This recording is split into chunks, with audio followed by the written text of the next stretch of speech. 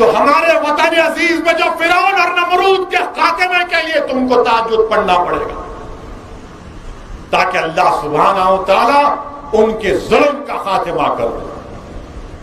میرے عزیز دوستوں اور بزرگوں، یہ مبارک مہینے کی آخری گھڑیاں ہیں۔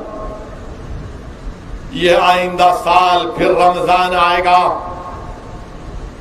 ہو سکتا ہے کہ اسد الدین اویسی اور آپ میں سے کوئی زندہ نہ رہے، مگر رمضان تو آئے گا۔ اپنی نعمتیں، اپنی رحمتیں رسول اللہ صلی اللہ علیہ وسلم کی امت پر بانٹتا جائے گا۔ اسی لیے حدیث شریف میں آیا کہ جب حساب کتاب کا دن ہوگا، جب حساب کتاب کا دن ہوگا تو رمضان کھڑا ہو جائے گا۔ اللہ پوچھے گا بتاؤ رمضان کیوں کھڑے ہو گئے؟ تو اللہ کہے گا یہ فلاں فلاں فلاں، ان سے کوئی حساب کتاب نہیں، اللہ ان کو جنت میں لے کے جا۔ یہ روزہ رکھنے والے تھے یا اللہ، یا اللہ یہ روزہ رکھنے والے تھے۔ اللہ سبحانہ و تعالیٰ کہے گا، اللہ سبحانہ و تعالیٰ بیٹھ جائیے، اللہ سبحانہ و تعالیٰ کہے گا کہ ان کو جنت میں لے کے جاؤ۔ پھر روزہ کھڑے ہو جائے گا، پھر روزہ کھڑے ہو جائے گا۔ اللہ فرمائیں گے اب کیا ہے بتاؤ؟ تو بولیں گے یا اللہ ان تمام کے سامنے اس پر عزت کا تاج پہنا، عزت کا تاج پہنایا جائے گا۔ پھر رمضان کھڑا ہو جائے گا، اللہ سبحانہ و تعالیٰ بولیں گے اب بتاؤ کیا ہے؟ تو کہے گا یا اللہ میرے رمضان کے روزے دار کو انبیاء اور رسول کے سائے میں رکھ دے۔ پھر ان کو سائے میں رکھ دیا جائے گا۔ پھر رمضان کھڑا ہو جائے گا اور کہے گا یا اللہ یہ تو روزے کی وجہ سے تھا، اب ان کی نیکیوں کا اعمال کی وجہ سے تو ان کو عزت سے نواز دے۔ میرے عزیز دوستوں اور بزرگوں، اسی لیے اللہ کے رسول صلی اللہ علیہ وسلم نے حدیث شریف میں فرمایا کہ بہشت کا دروازہ، جنت کا دروازہ ہمیشہ بند رہتا ہے۔ صحابہ کرام نے پوچھا رسول اللہ کب کھلتا ہے؟ جب تم بھوکے رہتے ہو، روزے سے رہتے ہو تو جنت کا دروازہ کھلتا ہے۔ حدیث قدسی ہے کہ اللہ کے رسول صلی اللہ علیہ وسلم نے ارشاد فرمایا کہ اللہ فرماتا ہے کہ جو میری رضا کے لیے روزہ رکھتا ہے میں اس کے جسم کی تندرستی کا ذمہ لیتا ہوں۔ میرے عزیز دوستوں اور بزرگوں، یہ ماہ مبارک کی چند گھڑیاں ہمارے سامنے ہیں، اس کی قدر کرو، اس کو سمجھو، اس پر عمل کرو۔ اور میں ان لوگوں سے بھی مخاطب ہوں مکہ مسجد کی تاریخی مسجد سے کہ جن کو اللہ نے توفیق دی روزہ رکھنے کی، نمازیں پڑھنے کی، تہجد پڑھنے کی، زکوٰۃ دینے کی، صدقہ کرنے کی، یاد رکھو کبھی بھی تم حقارت کی نظر سے، غرور سے ان لوگوں کی طرف مت دیکھو جو یہ کام نہیں کر سکے۔ میں اکثر یہ دیکھتا ہوں کہ لوگ جب روزہ رہتے ہیں، تراویح پڑھتے ہیں، تہجد پڑھتے ہیں، تو بولتے ہیں ارے انہیں قائم یعنی آتا ہی نہیں، انہیں روزہ نہیں رہتا ہے انہیں۔ نہیں میرے بھائی، تم کون ہوتے کسی کا دل کا حال جاننے والے؟ اللہ کو معلوم اس کا دل کا حال کیا ہے۔ ہو سکتا ہے کہ وہ اللہ سے زیادہ قریب ہو تم سے زیادہ اللہ سے وہ قریب ہو جائے۔ اسی لیے اگر کسی کو دیکھے تو دعا کرو یا اللہ اس کو بھی نیک بنا دے، مجھے اس سے بڑھ کر نیک بنا دے۔ اور جو روزہ نہیں رکھ رہے، جو نمازیں نہیں پڑھ رہے، میں ان سے کہہ رہا ہوں آؤ، اللہ کی رحمت جوش میں ہے، اللہ کی رحمت جوش میں ہے، جنت کے دروازے کھلے ہیں، شیطان جہنم میں جکڑ دیا گیا، رزق میں اضافہ ہو گیا، اللہ کی رحمت برس رہی ہے۔ نزول قرآن کا مہینہ ہے، آؤ میرے دوستو، اگر تم نے اس ماہ مبارک کے مزے کو نہیں چکا تو آؤ میرے عزیز دوستو بزرگو، تم بھی آؤ تاکہ تم پر ہم پر بھی اللہ کی رحمت برسے۔ میرے عزیز دوستو اور بزرگو، دوسری اہم بات میں آپ سے کرنا چاہ رہا تھا کہ اس ماہ مبارک میں جنگ بدر بھی ہوئی۔ اس ماہ مبارک کی 17 تاریخ کو جنگ بدر ہوئی، اور جنگ بدر میں 2 ہجری میں روزے فرض ہوئے اور 2 ہجری میں جہاد فرض ہوا۔ جنگ بدر کے سلسلے میں علماء کرام نے لکھا کہ رسول اللہ صلی اللہ علیہ وسلم نے جب نبوت اور رسالت کا اعلان کیا تو 15 سال تک کوئی جنگ نہیں ہوئی، 15 ایئرز تک۔ مگر جب ہجرت ہوئی مدینے کو تو مشرکان مکہ مدینے کے قریب بھی آ کر مسلمانوں کے اونٹ کو، بکریوں کو چوری کر جاتے، تکلیف دیتے۔ تو رسول اللہ صلی اللہ علیہ وسلم کو جب یہ معلوم ہوا کہ ابو سفیان جو اس وقت تک اسلام نہیں قبول کیے تھے، ایک تجارت کا قافلہ لے کر ساحلی راستے سے بدر سے ہوتے ہوئے مکے کو جا رہے ہیں، اور رسول اللہ صلی اللہ علیہ وسلم کو معلوم ہوا کہ اس میں تجارت کا سامان بھی ہے اور اسلحہ بھی ہے، تو اللہ کے رسول صلی اللہ علیہ وسلم نے صحابہ کرام سے کہا کہ نکلو اپنے گھروں سے، اس قافلے کو روکنا ہے، اس قافلے کو روکنا ہے۔ اگر یہ مکہ پہنچے گا تو ان کی اس اسلحوں سے ان کی طاقت میں اضافہ ہوگا۔ رسول اللہ صلی اللہ علیہ وسلم کے حکم پر صحابہ کرام اپنے اپنے گھروں سے نکلتے ہیں، اپنے اپنے گھروں سے روانہ ہوتے ہیں۔ تو رسول اللہ صلی اللہ علیہ وسلم اپنے جاسوسوں کو اس قافلے کی آمد و رفت کو جاننے کے لیے بھی جاتے ہیں۔ اللہ کے رسول صلی اللہ علیہ وسلم دعا کرتے ہیں، یا اللہ یہ میرے صحابہ بے پیادہ ہیں، ان کو سواری کا انتظام کر دے، ان کے جسم پر کپڑے نہیں ہیں، ان کو کپڑے دے دے، یہ بھوکے ہیں، ان کو رزق دے دے۔ اور صحابہ کرام کے ساتھ رسول اللہ صلی اللہ علیہ وسلم جب نکلتے ہیں تو ایک مقام پر ابو سفیان کو اونٹ کی مینگنیاں نظر آئیں، انہوں نے مینگنیوں کو توڑ کر دیکھا تو اس میں گٹلیاں نکلی۔ ابو سفیان سمجھ گئے کہ مدینے کے کھجور کی گٹلیاں ہیں، انہوں نے فوراً ایک تیز سوار پر ایک آدمی کو بٹھایا جس کا نام زمزم غفاری، زمزم غفاری سے کہا کہ جا مکے کو اور مشرکان مکہ کو کہنا کہ محمد صلی اللہ علیہ وسلم مدینے سے نکل چکے ہیں۔ تو زمزم غفاری ایک تیز سواری کے ساتھ بیٹھ کر نکلتا ہے مکے کی طرف۔ تو عالم روحانیت میں رسول اللہ صلی اللہ علیہ وسلم کی پھوپھی حضرت عاتیقہ ایک خواب دیکھتی ہیں، اور خواب کیا دیکھتی ہیں کہ ایک اونٹ پر سوار آدمی آ رہا ہے مکے میں اور پکار کر کہہ رہا ہے، اے مشرکاؤ تیار ہو جاؤ، تمہارے خاتمے کا وقت آ چکا ہے۔ حضرت عاتیقہ حضرت عباس کو اپنے بھائی کو یہ خواب بتاتی ہیں۔ حضرت عباس ابو جہل کو بولتے ہیں تو ابو جہل غرور اور تکبر میں ڈوب کر بولتا ہے کہ عباس کیا اب تمہاری عورتیں بھی نبوت کا دعویٰ شروع کر دیے؟ اگر 3 دن کے اندر یہ خواب پورا نہیں ہوا تو میں پورے عرب میں بنو ہاشم کو دروغہ قرار دوں گا۔ تو زمزم غفاری تیسرے دن مکے کو پہنچتا ہے، اور اس زمانے میں خطرے کا سگنل یہ تھا کہ اگر کوئی خطرے کی نیوز دیتا تو اپنے اونٹ کے ناک اور کان کو کاٹ دیتا اور کہتا کہ دیکھو خطرے کی گھڑی ہے۔ عبداللہ محدث دہلوی اپنی کتاب مدارج النبوہ کے دوسرے جلد میں لکھتے ہیں کہ زمزم غفاری نے بھی خواب دیکھ لیا تھا کہ مکے میں لوگ آ کر کہہ رہے ہیں کہ تم تباہ و برباد ہونے والے ہو۔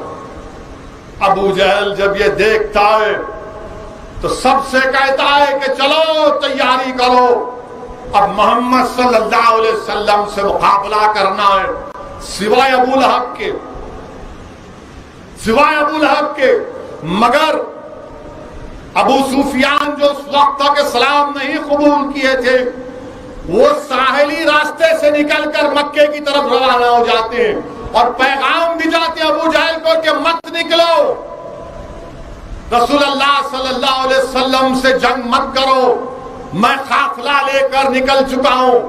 مگر ابو جہل کہتا ہے کہ نہیں، ہم شان و شوکت سے نکلیں گے، باجا بجائیں گے، ناچیں گے، ناچنے والی خواتین کو رکھیں گے، اونٹ کاٹیں گے اور محمد صلی اللہ علیہ وسلم اور ان کے ساتھیوں کا نعوذ باللہ خاتمہ کریں گے، تاکہ پورے عرب میں معلوم ہو جائے ہماری طاقت۔ وہ نکلتے ہیں 1000 کا لشکر، کوئی 900 بولتا، روایتوں میں آیا۔ لشکر لے کر ابو جہل کے ساتھ تمام اکرما نکلتا ہے، سب نکلتے ہیں اور رسول اللہ صلی اللہ علیہ وسلم مقام صفرا کے پاس رکتے ہیں اور صحابہ کرام سے کہتے ہیں کہ حضرت جبرائیل علیہ السلام نے مجھے آ کر اطلاع دی ہے کہ کفاران مکہ مقابلے کے لیے نکلیں، اگر ہم مقابلہ کریں گے تو اللہ ہم کو غالب کرے گا۔ رسول اللہ صلی اللہ علیہ وسلم مشورہ کرتے ہیں، صدیق اکبر کہتے ہیں یا رسول اللہ ہم آپ کے حکم کے منتظر ہیں۔ فاروق اعظم کہتے ہیں یا رسول اللہ آپ کا حکم ہمارے لیے آخری حرف ہے۔ حضرت مقداد کھڑے ہوتے ہیں اور کہتے ہیں یا رسول اللہ جو اللہ نے آپ سے کہا وہ آپ کر جائیے، ہم قوم موسیٰ کی طرح نہیں ہیں جنہوں نے کہا تھا کہ موسیٰ آپ اور آپ کا خدا جا کر لڑے۔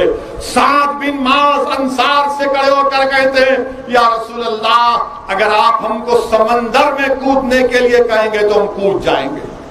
اللہ کے رسول صلی اللہ علیہ وسلم ان کے لیے دعائیں کرتے ہیں، ان کے جذبے جوش جہاد اور شہادت کو سلام اور ان کو دعا کرتے ہیں، اور رسول اللہ صلی اللہ علیہ وسلم بدر کے اس مقام کی نشاندہی کرتے ہیں، اس کی جگہ کا انتخاب کرتے ہیں، اور رسول اللہ صلی اللہ علیہ وسلم کے ساتھ کون 313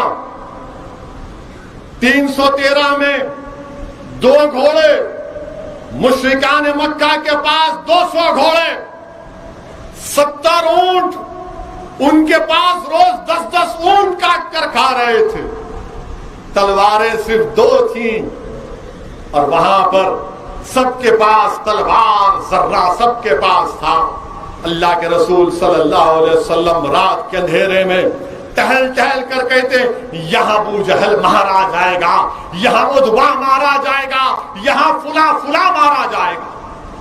اللہ کے رسول صلی اللہ علیہ وسلم کے لیے رات میں ایک عریش بنائی جاتی، اس زمانے میں کھجور کی ٹہنیوں سے ایک جگہ بنائی گئی تاکہ اللہ کے رسول صلی اللہ علیہ وسلم اس میں آرام فرمائے۔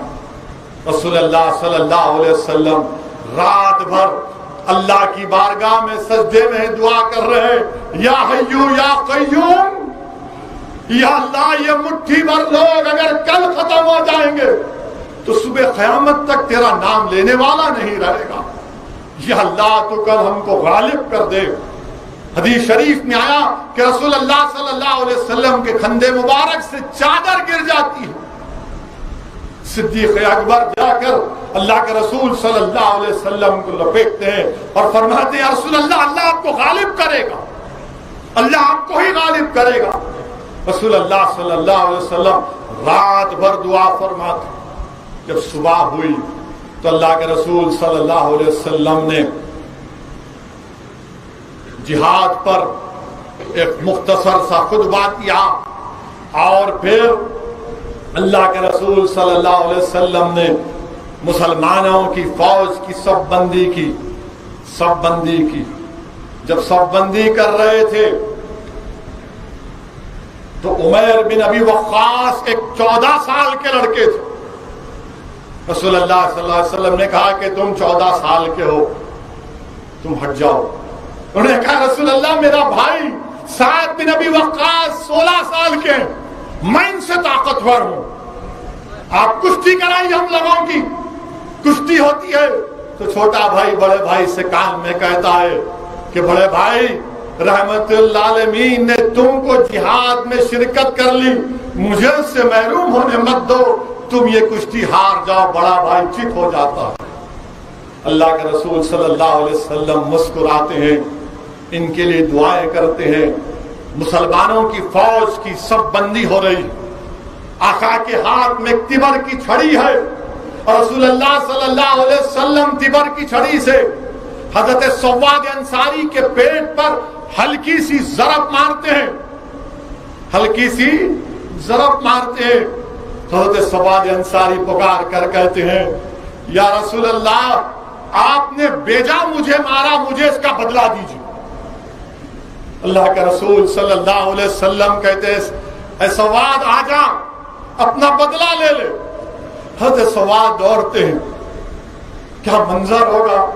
اللہ کے رسول صلی اللہ علیہ وسلم سے سواد لپیٹ جاتے ہیں, لپیٹ جاتے ہیں, سیدھے مبارک کو بوسہ دیتے ہیں. رسول اللہ صلی اللہ علیہ وسلم پوچھتے سواد یہ کیا کر رہا ہے. حضرت سواد کہتے ہیں یا رسول اللہ زندگی کا آخری وقت ہے, موت میرے سامنے ہے, میں اپنے زندگی کے آخری لمحوں میں اپنے جسم کو آپ کے جسم سے مس کر رہا ہوں. یہ جذبہ تھا, یہ جذبہ تھا. میرے عزیز دوستوں اور بزرگوں, امیہ بن خلف نام یاد رکھو جس نے حضرت بلال کو تکلیفیں دی تھیں. جنگ شروع ہوتی ہے, 313 کا لشکر ہے, ساری انسانیت کی تاریخ کو جواب دیا جا رہا ہے کہ دیکھو ہم اللہ کی قدرت پر بھروسہ کرتے ہیں, ہم طاقت اور قوت پر نہیں, ہم اللہ کی قدرت پر بھروسہ کرتے ہیں. اور جب جنگ کا میدان شروع ہوا تو اللہ کے رسول صلی اللہ علیہ وسلم نے فاروق اعظم سے پوچھا عمر بتاؤ کیا حکمت ہونی چاہیے جنگ کی, کیا کرنا چاہیے. تو فاروق اعظم نے کہا یا رسول اللہ ان مشرکین میں میرا ماموں ہے, میرا رشتہ دار ہے, وہ میں دیکھ لوں گا, جس کا رشتہ دار ہے وہ اس کو دیکھ لے. آپ سوچئے فاروق اعظم کے سامنے ماموں آئے ختم, ابو عبیدہ بن جراح کے سامنے باپ آئے. علماء نے لکھا کہ ابو عبیدہ بن جراح یہ دیکھ رہے تھے کہ محمد کا دین یا میرا باپ میں کس کو بچاؤں گا. تو ابو عبیدہ بن جراح نے کہا کہ باپ محمد کے دین پر قربان, باپ کا کام تمام. مصعب بن عمر کے بھائی آئے, سگے بھائی, بچپنے میں ساتھ تھے, مگر کہا نہیں میں رسول اللہ صلی اللہ علیہ وسلم کا غلام. میرے عزیز دوستوں اور بزرگوں, اللہ سبحانہ و تعالیٰ نے امام عبداللہ محدث دہلوی اپنی کتاب رحمت اللہ علیہ مدارج النبوہ میں لکھتے ہیں کہ اللہ کی مدد کا نزول ہونا شروع ہوا. سورہ انفال جا کر پڑھیے, میں بھی علماءوں کے پیروں کے پاس سن کر یہ کہہ رہا ہوں. سورہ انفال کی آیت نمبر 44 میں مشرکین کے قافلے کو, لشکر کو اللہ نے مسلمانوں کو کم دکھایا اور مسلمانوں کو کفاروں کو کم دکھایا. علماء کرام نے لکھا تاکہ ہمارے دل میں ان کا خوف پیدا نہ ہو اور ان کے دل میں یہ بات ان کو معلوم ہو جائے یہ کم ہے, یہ پورے کے پورے اندر آ جائے. دوسری مدد اللہ نے سورہ آل عمران میں لکھا, اس آیات کا ترجمہ مفسرین نے کیا کہ مسلمانوں کا لشکر کم دکھائی دیا تاکہ وہ پوری مسلمانوں کا لشکر بڑھ کر دکھائی دیا. پھر تیسری مدد یہ آئی سورہ انفال کی آیات نمبر 9 ہے, 11 ہے, جس میں اس کا ترجمہ علماء نے کیا کہ فرشتوں کا نزول ہوا، فرشتے آئے اور مدد کیے۔ پھر دوسری مدد سورہ انفال کی آیات 13 کہتی ہے کہ اللہ کے رسول صلی اللہ علیہ وسلم جنگ بدر میں اپنے مٹھی میں کنکریوں کو اٹھا کر مشرکین کی طرف پھینکتے، شاہت الوجوہ کہہ کر پھینکتے تھے، تو اللہ فرمایا کہ میرے حبیب وہ آپ نہیں ہم پھینک رہے ہیں۔ ایک اور مدد، جس جگہ پر مسلمان ٹھہرے تھے تمام پانی کے کنووں پر مشرکین اور کفار نے قبضہ کر لیا تھا، تو اللہ نے بارش کو نازل فرمایا، اللہ نے بارش کو نازل فرمایا۔ 70 مشرکین مکہ ہلاک ہوئے، 14 صحابی جام شہادت نوش فرمائے۔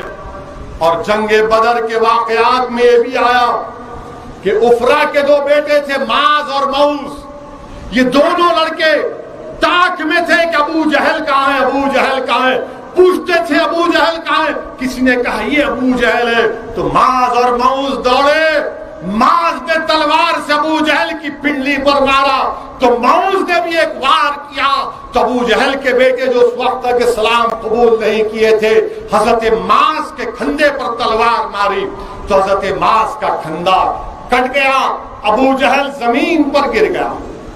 اور دونوں نے جا کر اللہ کے رسول صلی اللہ علیہ وسلم سے کہا یا رسول اللہ صلی اللہ علیہ وسلم میں نے ابو جہل کا خاتمہ کر دیا۔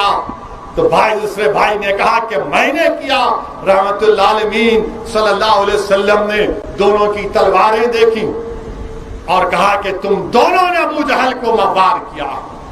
حضرت معاذ کا جو کھندا لٹک رہا تھا، شیخ عبداللہ محدث دہلوی اپنی کتاب میں قاضی ایاز کو کوٹ کر کے لکھتے کہ اللہ کے رسول صلی اللہ علیہ وسلم نے اپنا لاب دہن حضرت معاذ کے کھندے پر لگا کر اس ہاتھ کو جوڑ دیا، وہ جڑ گیا، اور حضرت معاذ حضرت عثمان ذو النورین کی خلافت تک زندہ تھی۔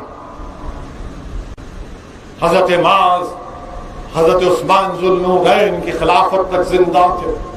جنگ کا میدان میں حضرت عکاشہ دوڑ کر آ رہے ہیں، یا رسول اللہ تلوار ٹوٹ گئی، تلوار ٹوٹ گئی۔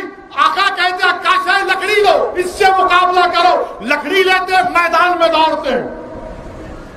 یہ نہیں پوچھے یا رسول اللہ لکڑی ہے تلوار نہیں ہے، عشق تھا، غلامی کا ثبوت دے رہے تھے کہ جب محبوب کہہ رہا ہے لڑو لکڑی سے تو دوڑتے ہیں، لکڑی سے مقابلہ جب کرتے ہیں وہ تلوار بن جاتی ہے۔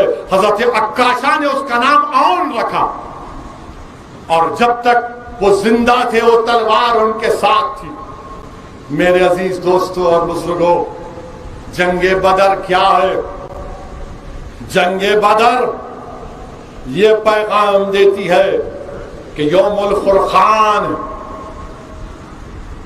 کفر اور اسلام کے کھلی فرق کا دن، حق اور باطل کے کھلے فرق کا دن، اس لیے قرآن میں یوم الفرقان کہا گیا، یوم الفرقان کہا گیا۔ کیا ہے جنگ بدر؟ اسلام کی کامیابی کا پہلا درس، جذبے جہاد اور شہادت جس کا مستحکم ہوتا ہے اللہ ان کو کامیاب اور کامران کرتا ہے۔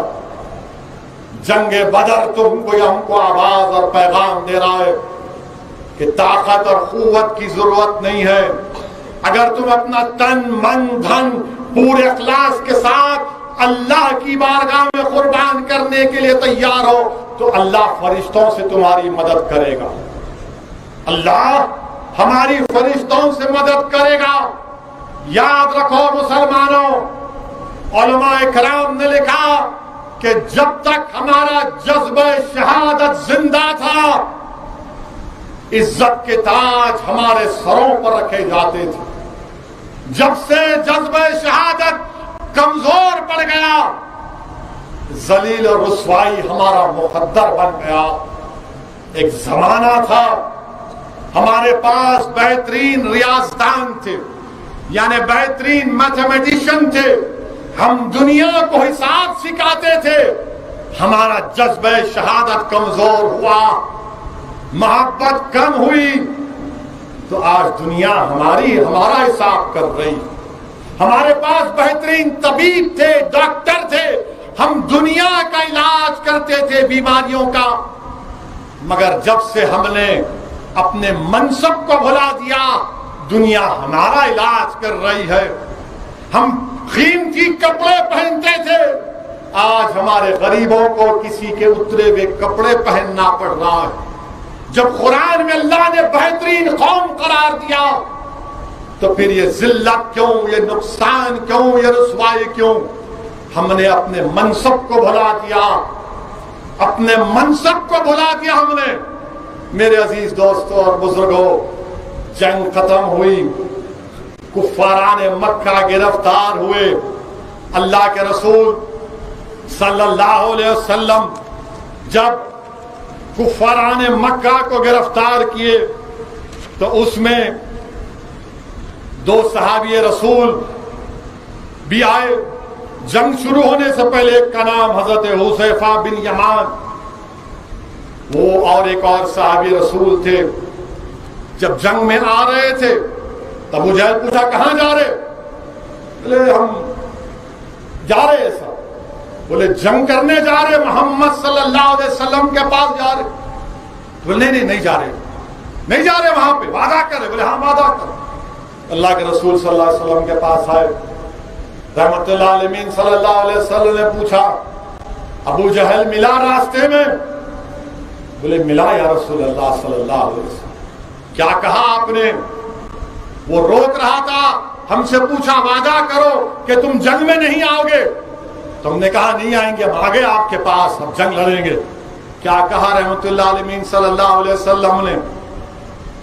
جب تم نے ابو جہل کو وعدہ کیا تم جنگ میں شرکت نہیں کر سکتے۔ وہ صحابی رسول بولے یا رسول اللہ وہ کافر ہے، وہ کافر کو وعدہ کیے۔ بولے مگر وعدہ کرنے والا تو مسلمان ہے، وعدہ کرنے والا تو مسلمان ہے، وہ صحابی جنگ میں نہیں۔ یاد رکھو جب کسی سے وعدہ کرتے ہو نا، اور میں اپنے آپ سے مخاطب ہوں سب سے پہلے، کیونکہ سیاستدان کی ایک بڑی ذمہ داری ہمارے کندھوں پر ہے۔ بار بار ہم کو یاد رکھنا ہے کہ جب وعدہ کرے عوام سے تو پورا کرنا پڑے گا پیارے۔ یہ وعدہ جنگ بدر میں اللہ کے رسول نے کہا کہ وہ کافر ہو سکتا ہے مگر تم تو مسلمان۔ پھر جنگ بدر میں حضرت عثمان ذوالنورین شرکت نہیں کیے۔ کیوں نہیں کیے؟ رسول اللہ صلی اللہ علیہ وسلم کی صاحبزادی شہزادی بیمار تھی، آقا نے فرمایا ان کی تیمارداری کرو۔ اب یہاں پر موجودہ دور میں اگر کسی دوست سے پوچھیں گے پاشا آج حلیم کھانے دیر سے آیا یا نہیں آیا، بولیں گے میاں بیوی بیمار تھی، تو دوست بولے گا جورو کا غلام ہو گیا، تو دوسرے دن بولے گا نہیں بیوی بیمار ہے تو کیا میں تو جاؤں گا حلیم کھانے۔ مگر ذوالنورین حضرت عثمان جن کو دیکھ کر فرشتے شرما جاتے تھے، آقا نے کہا آپ کی بیوی رسول اللہ صلی اللہ علیہ وسلم کی شہزادی بیمار ہے، ان کے ساتھ رہو۔ سمجھو اپنی بیویوں کا خیال رکھو، جب بیوی بیمار ہوتی ہے اس کی خدمت کرنا غلامی نہیں ہے جورو کی، وہ عثمان غنی کی سنت ہے، رسول اللہ صلی اللہ علیہ وسلم کا حکم ہے، یاد رکھو۔ جب قیدیوں کو گرفتار کر لیا گیا، مدینے کو لایا گیا، رات میں رسول اللہ صلی اللہ علیہ وسلم آ گئے، آ کر صحابہ کرام سے پوچھے کیا ہو رہا ہے، تو بولے ہم حضرت بلال نے کہا کہ کس کے قیدیوں کو رکھ دیے۔ رسول اللہ صلی اللہ علیہ وسلم سے حضرت بلال نے پوچھا یا صحابی نے پوچھا یا رسول اللہ آپ آرام نہیں فرمائے؟ رسول اللہ علیہ وسلم نے فرمایا میں کیسے سوتا ہوں، تم نے اتنی سخت رسی بن گئی کہ ان کی تکلیف سے مجھے تکلیف ہو رہی ہے، ان کے قیدیوں کی رسیوں کو ڈھیلا کر دو، ان قیدیوں کی رسیوں کو ڈھیلا کر دو، ڈھیلا کر دو۔ حکم ہوا تو رسیاں ڈھیلی کر دی، اور پھر اس کے بعد رسول اللہ صلی اللہ علیہ وسلم نے کہا کہ فدیہ دو اور اپنے اپنے قیدیوں کو رہا کراؤ۔ مکے کے مشرکین سے کہا، آپ کے چچا حضرت عباس بھی ہیں۔ حضرت عباس نے کہا رسول اللہ صلی اللہ علیہ وسلم سے کہ میرے پاس تو پیسے نہیں ہیں۔ اللہ کے رسول صلی اللہ علیہ وسلم نے تبسم فرما کر کہا، چچا جان، وہ جو جنگ میں آنے سے پہلے چچی جان کو جو پیسوں کی تھیلی دی تھی وہی دے دو۔ حضرت عباس پکارتے ہیں، کیسے معلوم تم کو؟ تم مدینے میں ہے، میں مکے میں تھیلی دیتا ہوں۔ تو پکار کر کہتے ہیں کہ تم اللہ کے سچے نبی ہو، تم کو علم غیب آتا ہے۔ اور پھر میرے عزیز دوستو بزرگوں، وہ واقعہ بھی آیا کہ اللہ کے رسول صلی اللہ علیہ وسلم کے داماد بھی گرفتار ہو گئے، ابو العاص، جو اسلام نہیں قبول کیے تھے۔ وہ اپنی زوجہ کو حضرت زینب شہزادی رسول صلی اللہ علیہ وسلم کو پیغام بھیجائے کہ فدیہ ادا کرو، تو انہوں نے ایک ہار اپنا بھیجایا۔ جب وہ ہار اللہ کے رسول صلی اللہ علیہ وسلم اپنے ہاتھ میں دیکھا، حدیث شریف میں آیا کہ رسول اللہ صلی اللہ علیہ وسلم پر رقت طاری ہو گئی، رقت، آنکھ سے آنسو نکل گئے، اور فرمایا کہ کیا کوئی یہ ہار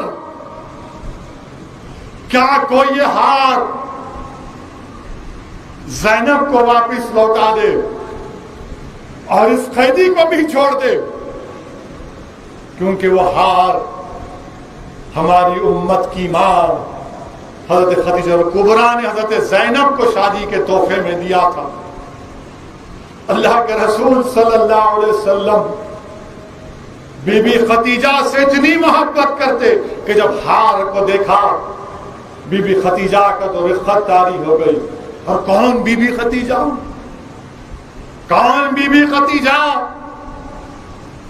جس نے جب رسول اللہ صلی اللہ علیہ وسلم سے نکاح ہوا تو 20 نوکرانیاں آپ کے پاس تھیں، دولت تھی، سب سے دولت مند تھی مکے میں، سب رسول اللہ اور اسلام کی تبلیغ کے لیے بانٹ دیا۔ ایک وقت ایسا آیا کہ کوئی کام کرنے والی نہیں تھی، اور بی بی خدیجہ، ان پر اللہ لاکھوں سلام، وہ کھانا پکا رہی ہے، کھانا پکا کر جب لے کر آتی ہیں تو آقا دو عالم صلی اللہ علیہ وسلم فرماتے ہیں، اے خدیجہ، جبریل امی آئے ہیں اور یہ پیغام دے رہے ہیں کہ اللہ تم کو سلام بھیجتا ہے، اللہ تم کو سلام بھیجتا ہے۔ بی بی خدیجہ پر اللہ نے سلام بھیجا۔ میرے عزیز دوستوں اور بزرگوں، بی بی خدیجہ نے اسلام کے لیے بڑی مصائب اور مشکلات اٹھائی۔ جب بی بی خدیجہ کا وصال کا وقت قریب آیا تو آپ نے رسول اللہ صلی اللہ علیہ وسلم سے عرض کیا کہ میں ایک رسول کی زوجہ ہوں، نہیں معلوم کہ میں نے پورے حقوق ادا کیے نہیں کیے۔ تو اللہ کے رسول صلی اللہ علیہ وسلم نے ہاتھ پکڑ کر کہا کہ نہیں، تم اس دنیا میں میری بیوی تھی اور جنت میں میری بیوی رہو گی۔ یہ محبت ہوتی ہے۔ سنو دنیا کے مردوں، دنیا کے شوہروں، سنو دنیا کی بیویاں، سنو، یہ محبت ہوتی ہے۔ اللہ کے رسول صلی اللہ علیہ وسلم نے ارشاد فرمایا، بی بی عائشہ فرماتی ہے کہ ایک مرتبہ مدینے میں، اور آپ کو معلوم بی بی خدیجہ